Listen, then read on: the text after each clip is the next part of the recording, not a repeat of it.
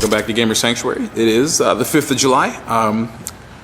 Half the club is kind of recuperating from a party we had last night at Larry's house. It was epic. The only thing that guy likes more than his Forge World Space Marines are his fireworks. So it was a blast, to say the least. It's Sunday. Sunday's the day we typically do our campaign games, but with the holiday weekend, we figured there might not be a whole lot of people coming up today. So what we did was we scheduled something fun for those people who could make it. It's not a regular campaign weekend, but it will tie into the campaign.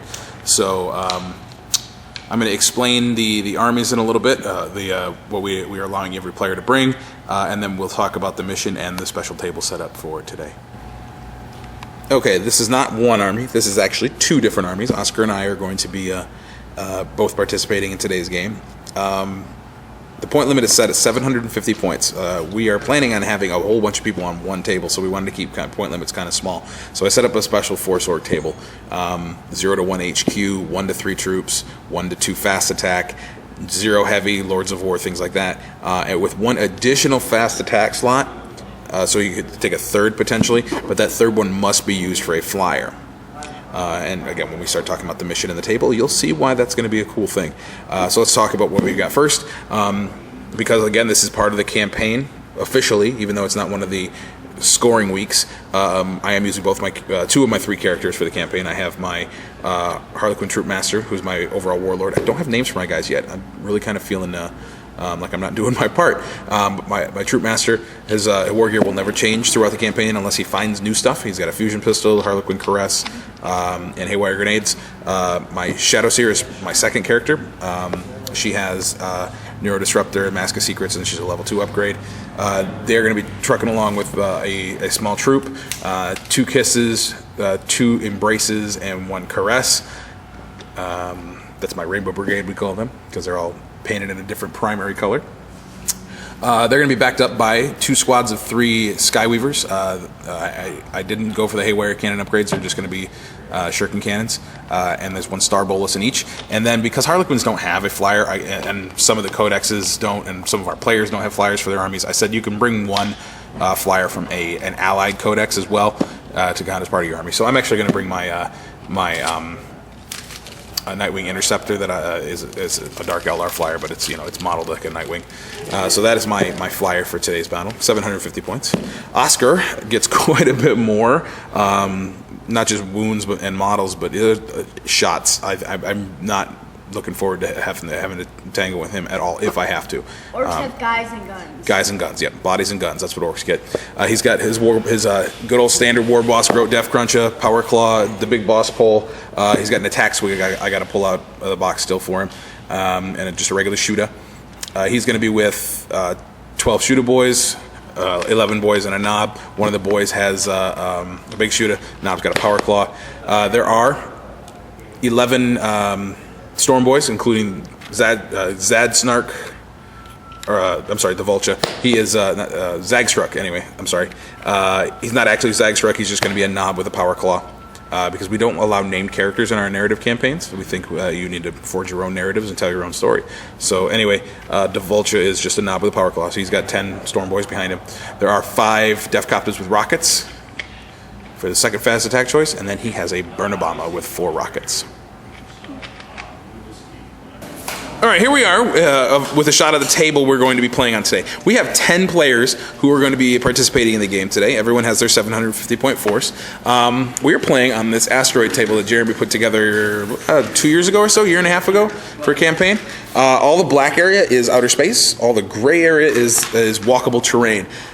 We have some special movement rules, like basically gravity is lower, so models get to move an extra 50%, so you can run infantry can move 9, jet bikes can move 18, that kind of stuff. We have some special rules for flyers and interceptor because we want them just kind of traversing the board too. So we're going to see a lot of really crazy stuff going on. But we have roughly 2 sides.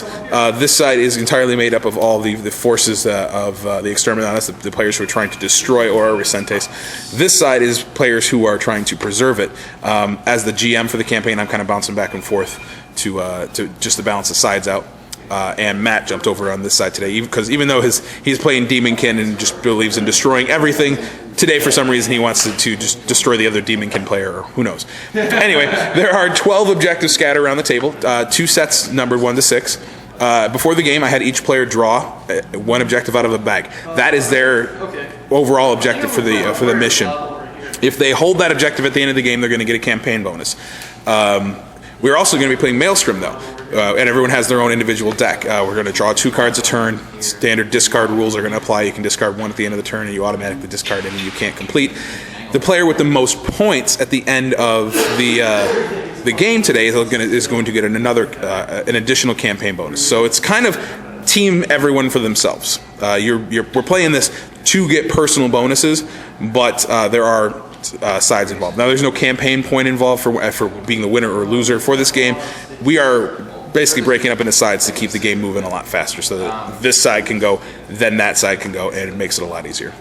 One of the players has an objective to destroy warlords on the other team. So whichever player has that, they're going to get points for every warlord they manage to take out on their own. All right, so that's it. We're going to do just a quick swoop of the table, see some of the models. Adam's got his Farsight cadre in here. Nothing but jetpack troops, which is going to be cool because he can just hover them into the space areas and they can just stay there, kind of protected. Oscar's got his orcs. He's got some boys to hold objectives and some Def Copters and Storm Boys. Jump troops can also kind of just hover in the middle. They can keep their rockets on. So they're going to be sitting there. Will brought some destroyers. I've got my jet bikes, of course, you saw those. Jet bikes, Harlequins, jet bikes. Will has some Wraiths. And Matt has a Bloodthirster. It's 750 points. That's what, half your points? 250. 250. All right, this is a third. There's a Rhino full of troops in there as well. And you've got a Helldrake in reserve. And then there's some Warriors and some Bloodletters over here. So once the other side gets set up, I'll do a quick rundown their armies, and then we're going to get started. All right, let's do a quick sweep of the bad guys' side. We've got some of Jacob's, what are they, Raptors? Or no? Warp Talons. Warp Talons. Demon Prince over here. Got some Cultists here. Jerry's Necrons are up here. He's got the Canic Stalker? Triarch Stalker. Sage has got his Flying Monsters creatures right here. They're starting on the board in glide mode, not swoop mode. We've got a Hive Tyrant and 2... Crones or Harpies? With 2 Stranglethorns. Cool. And then Jeremy's got his Wraiths over here and some Warriors over here. We got some Hormagaunts over here as well and some Warriors in the building. And then we have Tim's Eldar over here. Dire Avengers in the Wave Serpents and some Vipers. Oh, Scatterlaser Vipers? Yep. Nice. All right. So we're all getting ready to take advantage of some of these goofy rules, like flyers can hover onto the black and all kinds of stuff. I got Jacob flapping his wings every time his Demon Prince ends up in the back. That's our homage to the new Age of Sigmar rules, which we're all kind of back and forth about. Anyway, that side has the first turn unless this side wants to steal, so I'm going to get out of the way. We're going to come back after the top of turn 1. Top of turn 1, the Defenders of Ora Recentes went first. We moved forward pretty dang quick because this low gravity allowed us to get really up in their faces, especially here with this the Bloodletter tried to go after the Demon Prince of Khorne, or what is he? What is his? Does he have any marks, or is he just a generic? He's a Demon of Khorne. All right. So the Bloodletter's trying to show him who's the bigger Khorne boss. No. I shot my jet bike's shuriken cannons over here and dropped 3 wounds off him. That was pretty good. I got Veil of Tears up, but perilled and lost Laugh of Sorrows, which sucks. It's my favorite power. Nice. Will, did you take a hull point off the Stalker? This is that one that 2? You took 2 hull points off it? Cool. Over here, my jet bikes dropped 2 wounds off the Hive Tyrant. That was pretty good. Oscar's Def Coptus dropped 2 wounds off of one of the Harpies. And he's holding this objective and that objective now with his orcs. Adam, what'd you end up doing? One of the Vipers. You killed one of the Vipers from the squadron. Okay. I did damage to myself. And you did damage to yourself. And didn't you take a wound from dangerous terrain up here too? I did more damage to myself with this turn. Nice. All right, so nothing died on either side. Oh, the big news that actually happened: the Bloodthirster got close enough to launch a charge and failed against a Demon Prince with 1 wound. So we'll see what he decides to do with that Prince. I would run it away if I was him. As far as Maelstrom points go, I got 1 point for securing objective 1 with my jet bikes over here.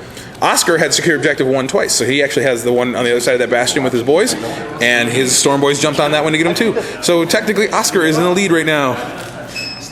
Bottom of 1 coming up. All right, bottom of turn 1. Over here we have the Eldar advance and fire some scatter lasers from the Venoms and the Wave Serpents, and one of the Wave Serpent fields knocked 2 of the battle suits out and put a wound on the third one, and he is running. The Barb Strangler from the Warriors up there in the building killed one of the boys and knocked him back. Because one of the special rules we added was blast weapons cause knockback. So he knocked them back 5 inches, almost put them off the table. That would have been bad. Over here, the Wraiths charged into the Death Coptus. Oscar actually did 1 wound to the Wraiths. They did 2 back with some real bad rolling. And Oscar lost the fight big time, rolled terrible on his roll, but managed to escape. So they're going to try to regroup and come back. Twin Link Stranglethorn cannons from both of the Harpies beat the heck out of the Storm Boys over here. There's the Knob and 1 boy left. I lost 2 of my jet bikes to the Hive Tyrant flying around this way. I took 1 single wound from my jet bikes over here from the Warriors, and that was about it. The fight over here, though, the Demon Prince charged the Bloodthirster, did a wound to him with a Hammer of Wrath hit, and then died in combat. So we're going to move into turn 2. We're going to start rolling for our flyer reserves and see if these guys want to try to intercept any of them. I did forget to mention that one of the funny things that happened over here was both of the Khorne Demonkin players are fighting against each other, and they managed to each collect 4 Blood Tithe points this turn. It's kind of crazy. Jacob got 1 point from Maelstrom Objective for killing something, right? Issuing a challenge. Issuing a challenge. And nobody else got anything. So we're going to move into 2. We're going to draw up to 2 again. Some of us discarded, and that's it. All right, top of turn 2, all but 1 of our flyers came in. There's a Helldrake still sitting in reserve.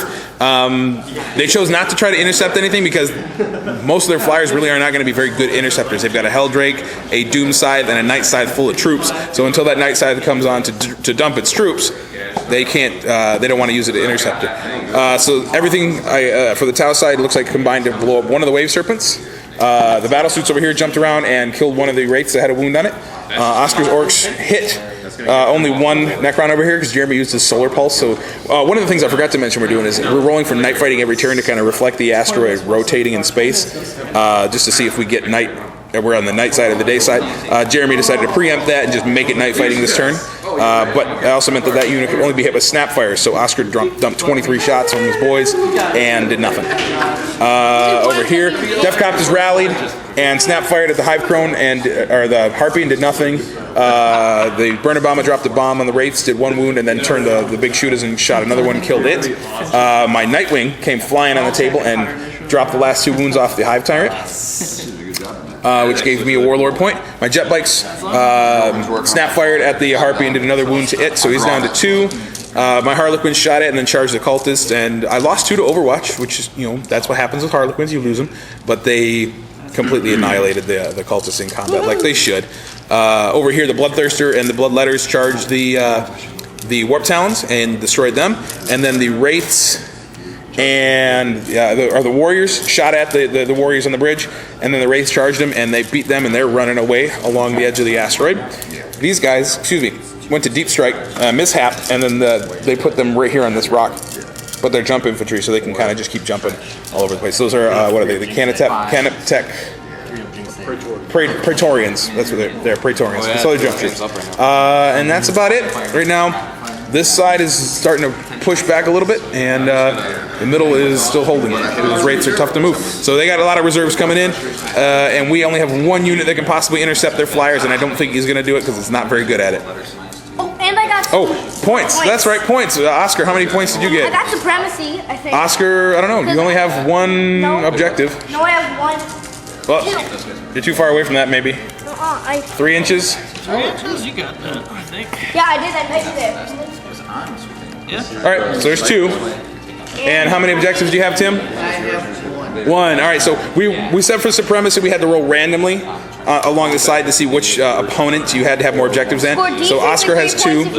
If you Yep, control so he's gonna get some points there. markers, and at least twice as many objective markers as your opponent. Yep. Controls at the end. All right. Your turn. Adam, did you get any points? Oh, at the beginning. Adam got 1 point. I got 1 for harnessing the warp. I got 1 more for destroying a unit. And I got So 1 I have for 3. supremacy. Oscar has 3 this turn. And did you get any points? I got 1 point. You got 1 point? Nope. All right, so Turn 2, bottom of 2 coming up. Bottom of turn 2. Not much happened over here until we get to about here. These warriors regrouped and snapshot at the wraiths. Didn't do anything. Some demon or some bloodletters deep struck on here and barely managed to make it on the table. But you notice there's no flyers on our side here. The burner bomb is gone, and so is the Nightwing. They both got vector struck to death. The two Tyranid monstrosities hit my Nightwing, blew it up, and then that stupid Helldrake trashed the burner bomber. However, I did take some solace in the fact that when it shot its flamer at my jet bikes, hit all 4 of them. I used my 4-up invuln and made all my saves, so that I didn't take a single wound on the jet bikes from that. Over here, the wraiths charged at and finished off the Death Copters, killed 2 of them in combat, and then swept the rest. Oscar lost a ton of his boys to shooting from the Necron warriors, and then the Tyranid warriors who came down in the building. They're kind of hiding right around here. And then, let's see, the Eldar shot at mostly the Riptide, knocked 2 wounds off of it, and that's about it. So we're going to move into turn 3, see if our Helldrake comes on the table, and try to push back towards the middle. So we're not getting completely swamped in here again. You guys, anybody get any points from cards? Yeah, I got it. You got 1, 2, 3? 4 points. 4 points? Jeez, in one turn. Good job. How'd you get it? You got... Took out 3 vehicles. Okay. And then killed something in the assault phase. Awesome. Good job. Anyone else? Anyone else? Nope. All right. I get rid of one of my objectives. All right. Turn 3 coming out that turn, not feeling too good about ourselves, but things turned around again pretty quickly in this round. Over here, everything kind of just keeps moving this way. We got some guys suspiciously parking on objectives back here. I don't know, maybe that's their goal. Over here, a lot of snapshots took down that Harpy. My Harlequins charged into the Stalker and tried to kill it in close combat, but failed. The Bloodthirster and the Wraiths finished off the Warriors over here. We're going to keep moving this way. I grabbed 1 point for securing Objective 6. Moving this way, my jet bikes actually all screamed to the back side of the Helldrake and snap fired. I had 4 of them in the back, did 2 hull points of damage, and he chose not to jink, just used the invuln save and failed him. The one on the side snap fired, hit it, rolled a 6 to glance, failed his invuln save, and knocked the Helldrake out of the sky. So shuriken cannons on the jet bikes are really good. The Wraiths are still sitting here. They didn't get touched. This fight kind of is just, I guess, looks like it's a draw to me. There's two Bloodthirsters and 2 Marines left. I guess what happened is Matt, you went to spend blood tithe points to summon a Demon Prince, and it failed because you saved him. Got it. Yeah, he deep strike mishapped and then rolled a 1. So yeah, that was helpful. Over here, the Tau and the Orcs combined to shoot at the Necrons. Didn't do a lot of damage. And then Oscar charged with his War Boss and his big shooter boy. The Cryptek refused the challenge, which left the War Boss to just run rampage through the squad. Killed 4 of them. Jeremy failed his leadership check, and Oscar ran them all down like a boss. So Oscar got 1 point for objectives for getting hold of the line, right? Because there's nothing in our deployment zone. Or in his deployment zone anyway. Adam, did you get any points? Yeah, I got 1 for Objective 4. Yep. Adam secured 4. Wrecked the other wave circle with the Riptide. And okay, that's good too. The Riptide. Hammer Wrath wrecked it. He kicked it. Nice. Punting wave Before I serpents. swung, I penned it with a Nice. Back over here, like I said, I got my 1 point. Guys, did you get any points? Was that your I got Scour of the Skies. You got Scour this guy's. You knocked down. You did. Oh no! You got to do it, not me. Nope. I also just at the end of my got turn, Warlord. if one's destroyed. Yeah, but you had to do it. Yeah, You but actually I have to also got achieve that point. Warlord. You didn't get that. I also got Warlord. So anyway, No. you got a Warlord point. Yep. Oscar got a Warlord point too. Will, did you get anything? I got 1 for, killing 2 units. All right. Just 1. All right, cool. So we're going to give you a total points earned at the end of this because it's being a little hard to follow right now. Bottom of 3, guys. Up to you. Bottom of turn 3. Eldar jump out here. Farseer mind wars the Riptide and drops him to weapon skill and ballistic skill 1, but they failed to take him out. He's got one wound remaining. So does that battlesuit here. He's by himself. The rest have been destroyed. The Barracuda got shot down by the Doom Scythe just using its Tesla guns. Over here, the War Boss and his little buddy got swarmed under by the Hormagaunts. Just gave me a 1 VP. Yep. Actually, because I had assassination. Yeah, you technically. I'll come back to that in a sec. The Immortals jumped out here and finished off the Storm Boy. So Oscar is the first player to leave the game. Over here, I managed to glance the Walker to death with a Haywire grenade. That's about it. The other Harpy tried to drop some bombs on the destroyers and did nothing. In my opinion, the best thing that happened this turn was the Wraiths charging into my one of my jet bike squads. Didn't do any wounds on Overwatch. I failed to do any wounds in combat. He hit me back and only did a single wound to a jet bike. Then I hit and ran out of there. So I'm free to come strike at something else in our turn, which is coming up now. All right, over on this side of the table, we finally got to see the special rule for the knockback come into play. We played, like I said, with any blast weapons that hit, you get knocked back D6 inches away. So Adam's Riptide shot a blast attack over here at the Dire Avengers. Because Tim has the Shimmer Shield, they all had 5-up invulns, which Adam wasn't expecting. Kind of surprised him. But he did some wounds, knocked him back. One of the guys fell off the table. We're playing it so that if you can't knock back the whole squad off the table if only one model goes away. So it's just the one model was lost. Matt's Helldrake came in and Vector struck at the